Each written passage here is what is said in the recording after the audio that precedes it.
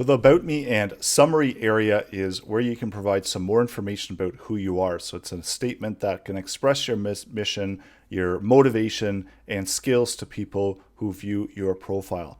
So also some tips to write from the first person, be short and concise, answer the question who you are, where you are based, what you offer, and what is important to you. Make it personal and relatable to, highlights that capture attention, be interesting and memorable. So I've got an example of one of the ones that I'm using. So I'm going to add this into my summary for the about of my profile. Some questions that you could ask yourself when you are creating your summary. So the summary in the About Me area is your chance to tell your story, express what you're passionate about, what your values you hold, skills, experience, why do your skills matter, what makes you different, what is your personality, what can you do different, how did you make a bit difference, what sets you apart, your stats, your numbers. So you can include any of these. So these are just some ideas on what you can include and what questions you can answer when you are writing your summary. So the summary section, you can select the add section under about, click summary, and this is where you can create the summary. Hints here where you can write about your year's experience, industry skills. People also talk about their achievements from previous jobs as well within the summary.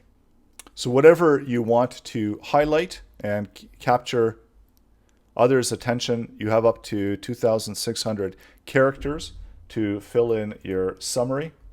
So you can add as much information as you want. You can add as much relevant information as needed. And then once you're ready, you can just save that. And then that's going to add into the summary area of your profile. And you can see the summary gets added under About. And that's just right here in another section. If you ever do need to update or edit it, you can always click the pen, and that will give you an opportunity to open that pop-up window where you can edit the About Me information. And then you can also see more about that profile information. So that's the summary and About Me area. And as soon as I filled that out, we can see that I've moved up within the timeline here.